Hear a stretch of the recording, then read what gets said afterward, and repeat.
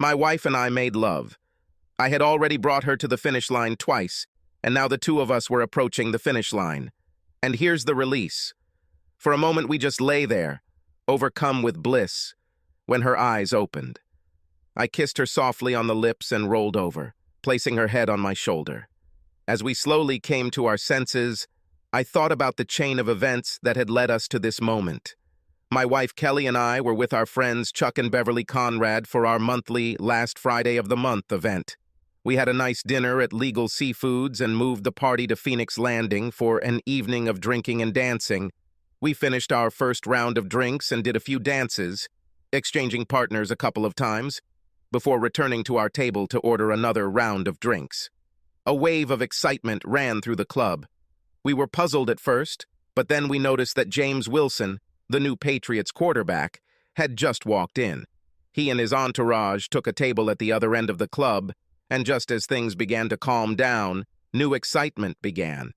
Brianna Brown, a local host, had just walked in, but she was more than just a host. She was a former Miss Massachusetts and Miss America finalist, obviously gorgeous, and there were rumors that she was being considered for an even bigger market. Her band sat on our side of the club, but closer to the DJ booth. Beverly stared at Wilson with her goo-goo eyes. "Damn, he can put those boots under my bed anytime he wants," she said breathlessly. "Mine too," Kelly said. Chuck looked angry, and I tried to defuse the situation. "Do I need to remind you, lady, that you are married?" I said. "Come on, Matt, relax," Beverly said. "Besides, it's unlikely to ever happen," Kelly added. "Even if so, it will only be one night, the chance of a lifetime. What's bad about it? Now it's my turn to steam." "The bad thing is that it would be the end of the marriage," Chuck said. "How would you feel if Brianna was with one of us?" "Yeah, as if that would ever happen," Kelly grinned. "Why is this less likely than you and Wilson?" "Chuck and I aren't exactly dogs." Both she and Beverly laughed. "Seriously, Matt, Beverly and I have been asked to dance at least half a dozen times already. How many women have asked you to dance? I'll tell you, 0. That's only because women don't usually ask men to dance, especially if the men are with their wives." "It doesn't matter," they said at the same time, rolling their eyes.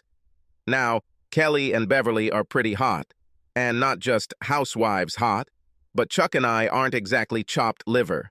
We train regularly, we move well, and we can dance without stepping on anyone's feet. The conversation was almost back to normal when Beverly began practically jumping up and down in her seat, clapping her hands as if she was trying to bring Tinkerbell back to life. "He's coming here!" she exclaimed. "Who?" I began to ask, then looked over my shoulder, and sure enough, Wilson was heading in our direction, stopping at each table to sign autographs or pose for selfies. Finally, he got to our table. "Excuse me," he said. "Would you mind if I asked your charming wife to dance?" Although I was pleased that he was kind enough to ask me first, I was tempted to say no until I saw Kelly's head bouncing up and down like a yo-yo. I nodded, and when he turned around, he didn't even have to ask because Kelly was already standing up taking his hand, and they headed out to the dance floor. I have to admit that they were a lovely couple, but when the music changed to a slow song and she melted into his arms, I felt anger rise within me. Just as I was about to get up, I felt a warm hand on my shoulder and a melodic voice said, "Can I invite you?" I turned around and probably looked like a complete moron, looking into the bluest eyes I had ever seen, and they belonged to Brianna Brown. I felt like I was in a trance as I stood up and followed her onto the dance floor. The slow song was still playing as she wrapped her arms around my neck and pressed her perfect breasts against my chest. I carefully placed my hands on her waist, but she moved them to her back, dangerously close to her perfect ass. "Sorry, I don't want to seem ungrateful, but why me? There must be a dozen guys here closer to your league than me." Her laughter was delightful, and her eyes sparkled with a special sparkle. "I saw what happened to your wife and Wilson," she said, and must have noticed my frown. "I understand your feelings. I've seen this before, and I'm afraid it rarely ends well." "What do you mean? I don't understand." "Almost every night the woman leaves with him, leaving her husband alone and humiliated. In rare cases, the wife returns to her husband. I hope I can encourage your wife to make the right decision. But why? Who are we to you?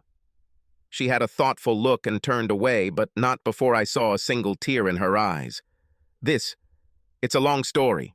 Maybe I'll tell you, depending on how the rest of the evening goes. By the way, my name is Brianna. I know. I recognized you. I'm Matt Smythe. She looked at me with a raised eyebrow. Yes, Smythe.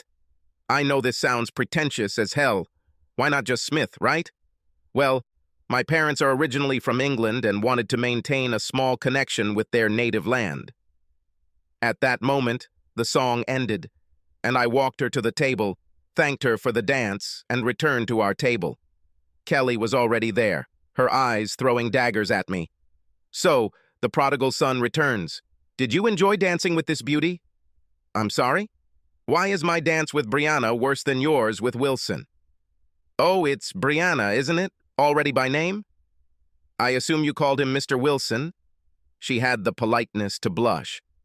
As you say, she said when I sat down. We started chatting with Chuck and Beverly again, but the tension could be cut with a knife. About an hour later, Kelly had to go to the bathroom. Surprisingly, Beverly did not go with her, but said that she needed to take something from the wardrobe and headed towards the exit of the club.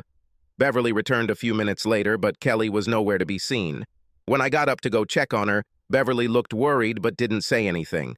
My path to the restroom took me to Brianna's table, and she stood up, stopping me with her hand on my chest.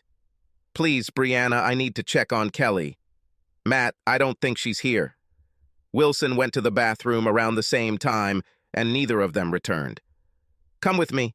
I'll check the ladies' room and you can check the men's, but I don't think we'll find them there. She was right. I had a vague suspicion, and we returned to my table. Chuck's eyes bulged at the sight of Brianna, but Beverly looked even more worried than before. Beverly, I said, Kelly seems to have left the building. Do you happen to know anything about this? Chuck struggled to tear his eyes away from Brianna and look at Beverly. Beverly, he said, what did you do? I bought the coat and gave it to Kelly at the front door. How do you know she needs it? Why did she need this? I understood this from the way she looked at me. She needed him to leave with Wilson. If I hadn't already been standing, I would have jumped out of the chair. You thought this was a good idea? Why? I asked. This may be the only time she will be with a real celebrity. This opportunity comes once in a lifetime. Being with a real celebrity. You want to fuck a real celebrity, don't you? Come on, Matt, it's not that big of a deal. I guess you're not going with Brianna, she said, laughing. I wouldn't be so sure, Brianna said. I completely forgot she was here. Come on, Matt, let's get out of here. And she grabbed my hand as we headed towards the exit. We grabbed our coats, and as I helped her put it on, I said, Thanks for the ego boost. I think I'll go home to my empty house to prepare for the end of my marriage. Why do you think that this was just an impetus for narcissism? Let's take your car. Why should Kelly be the only one who gets this once in a lifetime? I looked at her, expecting to hear, gotcha. But instead, I saw a warm, bright smile. What the hell? I thought. I didn't have any better offers at the moment, so with our arms around each other's waists, we walked to the garage and got into my car. Where to, my lady? I asked, and she directed me to an elite residential building. The garage attendant was about to shoo me away when he saw Brianna and motioned for me to enter. Brianna showed me where to park, and we took the elevator up to her apartment. I was shocked by her luxurious apartment. The living room had floor-to-ceiling windows overlooking the city. Brianna simply tossed her coat onto a nearby chair, and I followed suit. Would you like something to drink? Brianna asked me. I'll have the same as you, I said, and she poured 2 glasses of white wine. She sat down on the edge of the couch and patted the seat next to her. As I sat down, she pressed the remote, and soft music began to play from hidden speakers. As we sat in companionable silence, sipping wine, I wondered what her endgame was. Does she really think that we will sleep together? If that were the case, could I? I had no illusions about what Kelly was probably going to do if she hadn't already, but I believed in my marriage vows. The only problem was that Kelly didn't seem to share my views on marriage vows. Could I break them? As Beverly said, this is a once-in-a-lifetime opportunity. Could I afford to give this up? It looked like Brianna was going to try to take the decision out of my hands as she pressed herself against my shoulder and wrapped her arms around my shoulders. I was just sitting there taking in the situation, not to mention Brianna's intoxicating scent, when she apparently became impatient with my indecisiveness. She stood up, pulled me to my feet, and we started dancing. Shyness was not the order of the day as she placed my hands directly on her ass. I began to realize that, in the words of the Borg, resistance is futile, and that I could enjoy and deal with the consequences later.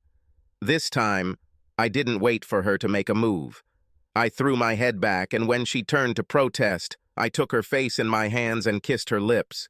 I have no idea how long we stood there kissing, but when we broke apart, we were out of breath. Her face was red, and I'm sure mine was too. She led me to her bedroom. I heard soft music as she sat me down on her bed.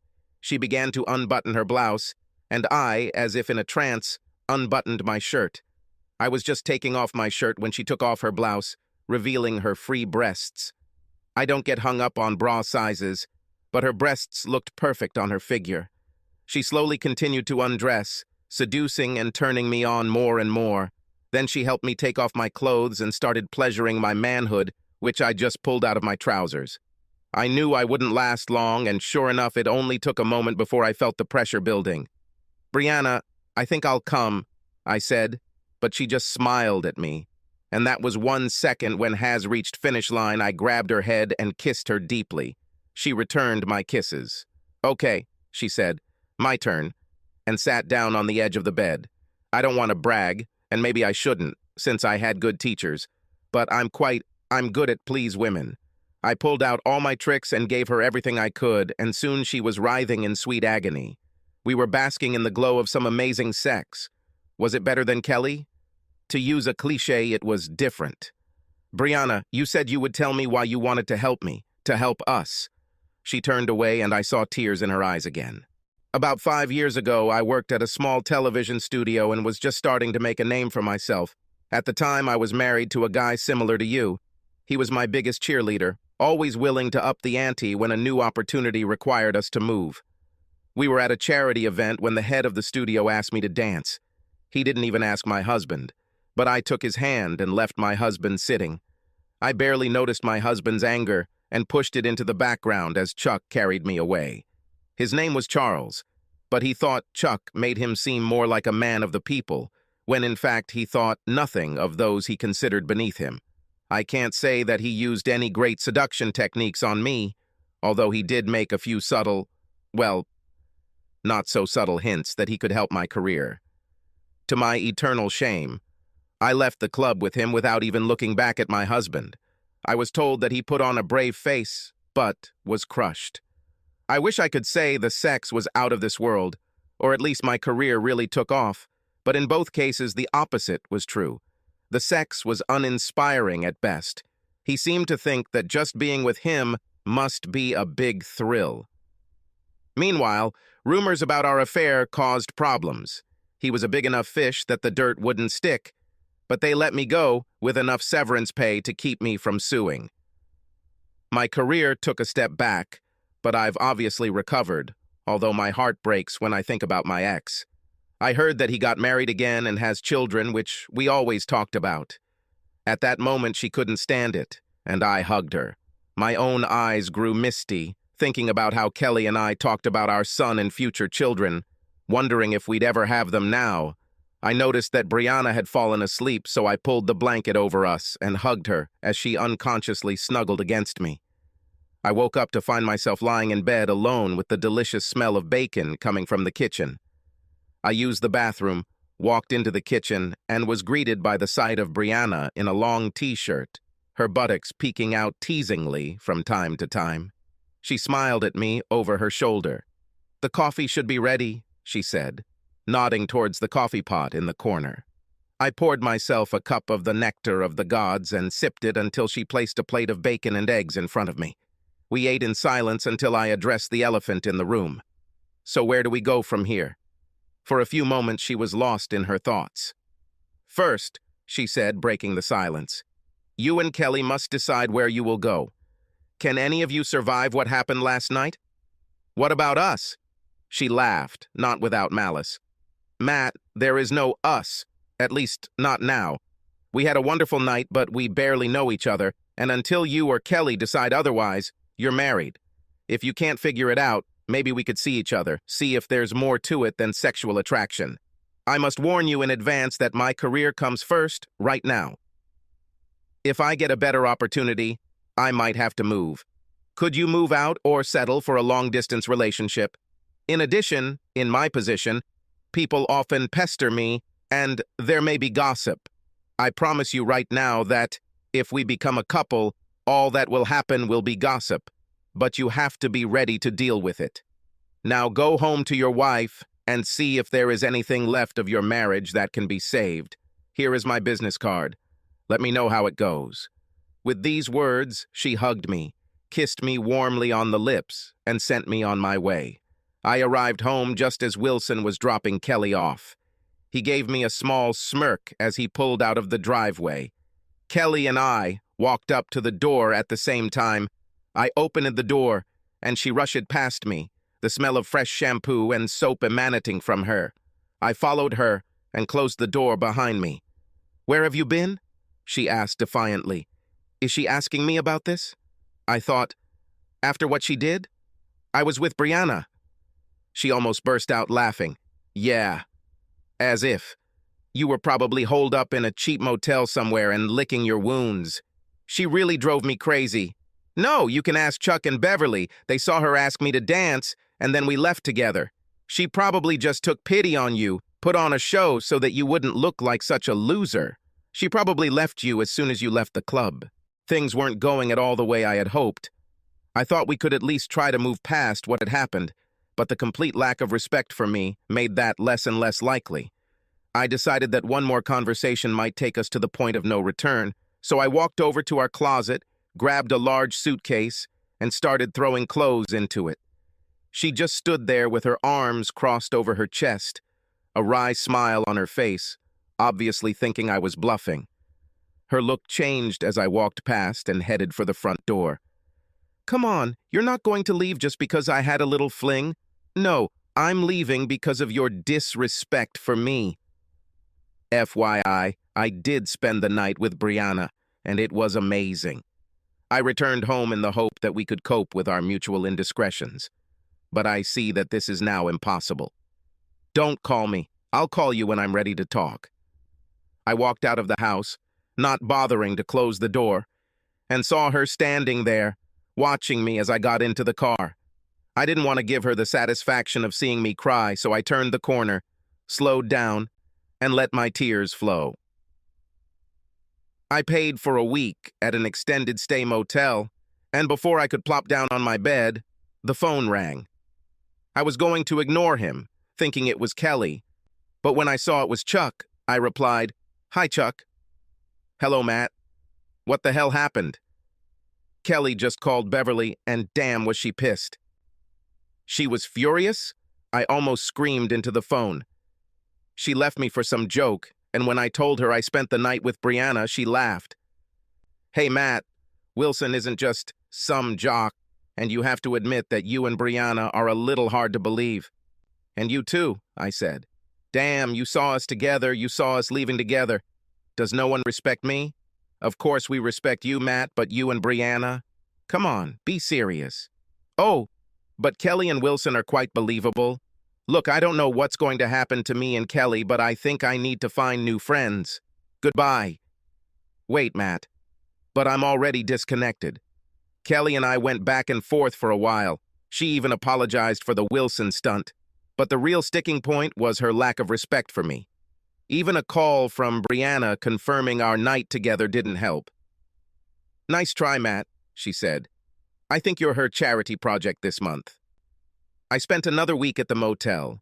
Brianna and I dated a couple of times, and the hosts even teased Brianna about her new mystery man. But she just brushed it off. One good thing about being alone was that it gave me time to work on my writing. I posted stories on internet sites from time to time, much to Kelly's displeasure, which I believe was another sign of her disrespect. Brianna, on the other hand, when I complained that Kelly put my texts aside and never read them, insisted on looking. I resisted, fearing further embarrassment. I shouldn't have worried. Brianna was impressed and even made some suggestions. I think that was the turning point, and I filed for divorce. Kelly was stunned. "You're not seriously going to divorce me because of my stupid affair with Wilson, are you?" "Actually, no, but the fact that you consider my humiliation a stupid trifle partly explains why I'm divorcing you. You don't respect me. I wonder if you ever did. You don't believe that Brianna is interested in me and my stories, which you laugh at without even reading them, Brianna thinks are pretty good," I said and walked out the door. Kelly was struggling with her divorce, although I don't know why. Maybe she just didn't like the idea of losing. Our friends tried to help, but I think they made the situation worse by laughing at the idea of me and Brianna, telling me that I would never find anyone as hot as Kelly. Of course, the court ordered a consultation. I went through the charade.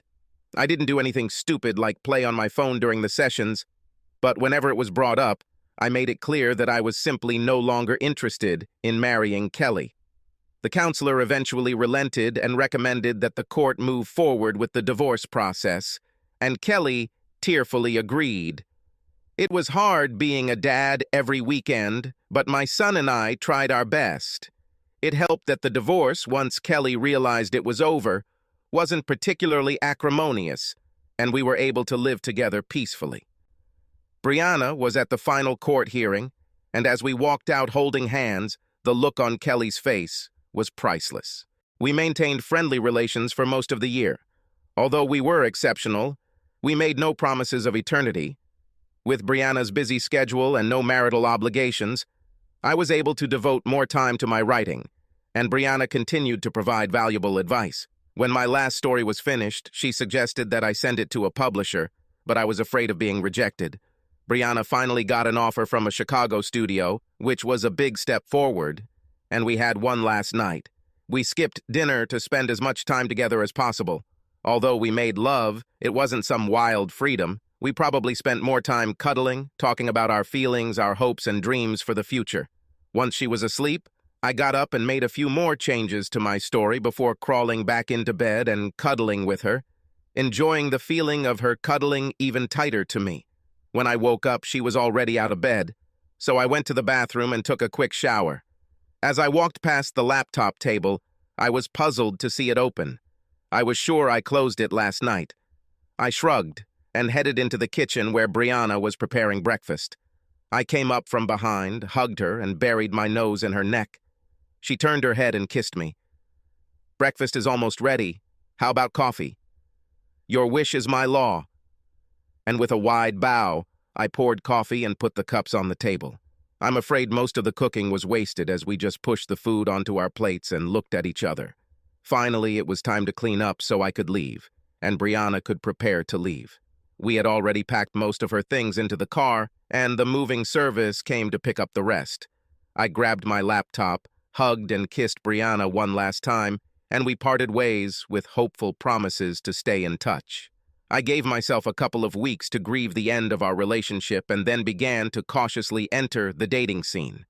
I deliberately avoided places where I might expect to see Kelly or our old gang, although I saw them from time to time, but we never got close to each other. One day I was looking through the mail and saw an envelope from Battles Publishing. I was puzzled and put it aside while I looked through the rest of my mail. I took the envelope to the kitchen, sat down with a cup of coffee, and opened it. "Dear Mr. Smythe, we have received your manuscript and are seriously considering the possibility of publishing it. Please contact me as soon as possible to arrange an appointment. Sincerely yours, Melanie Wilson, Associate Editor." What the fuck? I've never served anything to anyone. Then I remembered. The laptop that I had left closed, but found open in the morning. "Brianna." She copied the file and showed it to someone. I didn't know if I wanted to kick her or kiss her. On the one hand, she acted behind my back. On the other, the publisher became interested in my story. I decided to get even without telling her anything. I didn't know what connection she might have, but I hoped I could prevent anyone from telling her before I was ready. I contacted Ms. Wilson to make an appointment. It didn't take long to come to an agreement, but before I could get too excited, I had to wait for the editor to do his job. I was excited to see that the text seemed more red than black. I swallowed my pride and started working hard on all of her edits. I had to admit that she was right most of the time, and she listened to my objections seriously. She was right more often than not. After 3 passes, we were ready to print. I didn't tell Brianna, although we've spoken several times since I received the letter. I was doing a book signing in Chicago and called Brianna to set up a visit. Opening the door, she hugged me tightly and kissed me. "Oh, Matt, I'm so glad to see you again. What brought you to Chicago, business or pleasure?" "I hope it's both," I winked. "I could help with that last one," she said with an exaggerated wink. Walking out of her house, she was amazed by the limousine. "Wow, things must be looking up," she said. "You could say that," I said. "This is your city. Why don't you choose a restaurant?" She told the driver, and we drove off. Although we did not have a reservation, they recognized it immediately, and soon we were seated. "So, Matt, what business brought you to Chicago?" "It's a surprise," I said, and she pouted. We ate deliciously, but decided to skip dessert. "Let's go to my place?" she asked with a flirtatious smile. "I have some things to do first. Why don't you come with me? I don't think you'll be bored." She was disappointed and puzzled, but nodded approvingly. The limo pulled up to my hotel, and the driver helped Brianna out, and I followed. I led her into the lobby and up the escalator to the 2nd floor where the book signing ceremony was to take place. I couldn't stop her from seeing the sign with my photo on it, and she ran into my arms. "Matt, you did it, you did it. I knew you could handle it." "Well, I got a little help," I said with a grin. I don't know what you're talking about, Matt." "Don't be modest, Brianna. I never submitted my story and no one else had access to my laptop. You will not make a good thief. You left your laptop open. I closed it that night." She blushed. "I'm not angry, Brianna. I would never have the courage to send out my story. You believed in me more than I did myself. I can never thank you enough." "No need to thank me, Matt. I'm just happy to see you succeed." At that moment, a representative from the publishing house approached me and said it was time to sign the contract, so I quickly kissed Brianna and followed the representative to the table set for me. I watched as Brianna leaned against the wall, smiling, as a long line formed for people to sign their books. Her smile faded a little as some women posed for selfies and kissed me on the cheek. I just smiled, shrugged, and felt relieved when she smiled back. Finally, the signing ended, and I joined Brianna in giving her a big kiss to make up for all the kisses I had received. "How about we come back to my place so I can welcome you to Chicago?" As tempting as it may sound, my room is upstairs. Besides, I already let the limo driver go. "Not too confident, huh?" she said with a wide smile, and we went up to my room. We spent the night getting reacquainted with our bodies, then slept before ordering breakfast to our room. "Matt, where do we go now? Can you stay a while?" "Sorry, but I cannot. I have a few more stops on the tour, and then I have to get back to my day job." "I understand, Matt, but let's stay in touch. I really enjoy spending time together." That's what we did. We talked, we texted, we emailed, we made phone calls, whatever worked at the time. My publisher showed interest in the 2nd book, and I spent every free minute on it. As soon as I sent it to the editor, I called Brianna. "Hey, Matt, it's nice to hear your voice again." "Me too, Brianna. I have great news. I wrote another book." "This is great news. When can I read the next great American novel?" "This will take some time. I just presented the first draft, but that's not all." "About? And what?" "If the book goes well, they will give me a contract for 3 more books. I will be able to quit my job and write full-time. That's great, Matt. I knew you had it in you. Yes, it is. I owe it all to you. Without support, I would still be writing just for my own pleasure. Don't say that, Matt. You have real talent. Sooner or later, it would have manifested itself. Maybe so, but there are thousands of talented people who simply don't get that kind of breakthrough. If you hadn't sent my story, who knows if I would have had the courage to present it myself. We argued, but she knew I was right. I don't know if it was my experience with the first book, or if I just had more confidence, but the editing process went very smoothly, and the book was soon ready to go to press. I spent most of my vacation on my first book tour, so I had to take unpaid leave and planned my stop in Chicago for the whole weekend. I skipped looking for a hotel and spent the weekend with Brianna. I couldn't get enough of Brianna's amazing body and couldn't figure out why she was so attracted to me, and eventually I had to open my big mouth. God, Matt, I love you, but you men can be so ignorant sometimes. She suddenly fell silent. Neither of us had ever said the L word before. Seriously, Matt, she continued, I can be as caught up as the next person in superficial attraction, but lasting love means seeing beneath the surface. Sure, you're attractive, but what's special about you is what's on the inside. Even after what Kelly did to you, I had to practically seduce you into my bed. What could I say? She was right, and I had no idea. Sorry, Brianna. I don't know what my problem was. Maybe I just don't value myself. Maybe Kelly has punched a hole in my self-confidence, but I shouldn't have projected that onto you. It's okay, Matt. I understand. You just continue to be a kind, caring person, and you will never have to doubt my love for you. She just told me she loved me again, and I didn't tell her I loved her, although being the shrewd woman I am, I think she knew. And yet, I could not leave this thought in the air. I love you too, Brianna. I know, silly, she said, and gave me a soul-searing kiss. The rest of the tour went well, as did book sales. When I got home, I invited Brianna to stay. We visited a few old places, and people who knew us before seemed amazed that we were still together. Others recognized Brianna from her occasional reporting on the show. I even got some recognition from my books. From time to time, we would cross paths with someone from the old company, but I was not interested in rubbing their nose in my success, both personal and professional. For their part, they seemed too embarrassed to approach us, although Kelly seemed more angry than embarrassed. Well, life is too short to waste it on fools.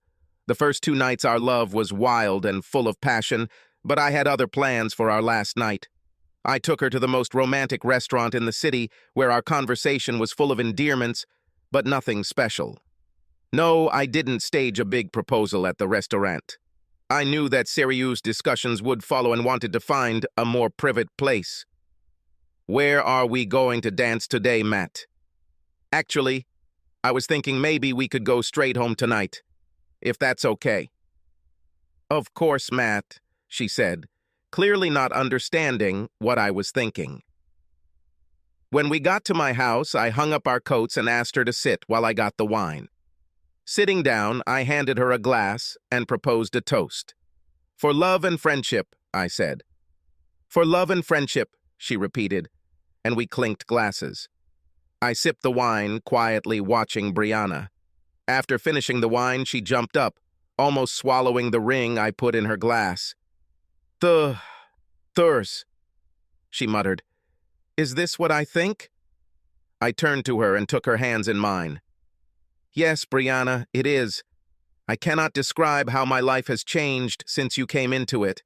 I can only imagine what it might be like if you were a part of this forever. Please say that you will be my wife. Oh, Matt, if you only knew how much I want to say yes. But I already told you that my career comes first, and if a better offer comes, I'll probably take it.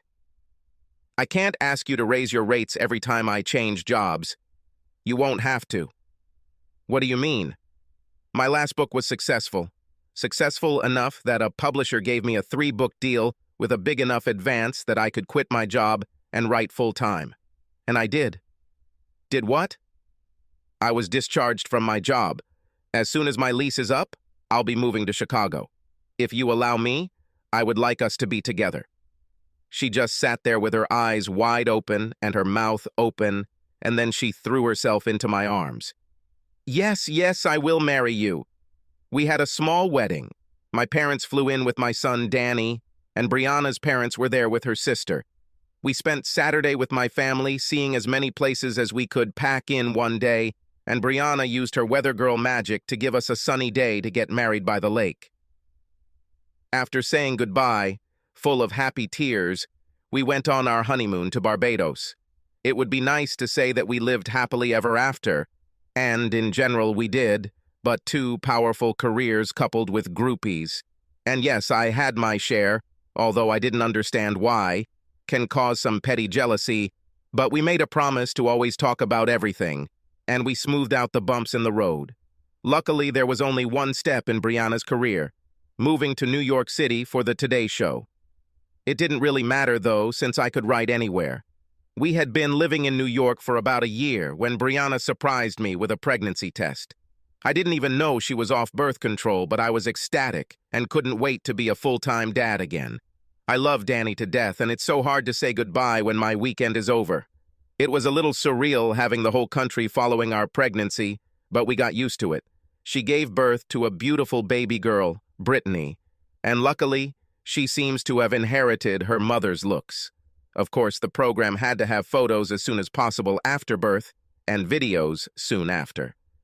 I had just finished a book tour for my 5th book, and the publisher wanted me to sign a new contract, but I didn't feel like I had another topic, but I promised them first place if I wrote more. Meanwhile, royalties from the books, coupled with some movie deals, kept the cash flowing, and of course, Brianna was making a lot of money, so I settled happily into my new role as Mr. Mom. If you ever asked me if I was happy that my wife cheated on me, I would ask you if you were crazy, but here and now, I am happier than I ever could have imagined. Subscribe to our channel so that your second chaff doesn't cheat on you, and go ahead and listen to the next story, because this story is nothing compared to the next one. If you're under 18, don't even think about listening to the next one.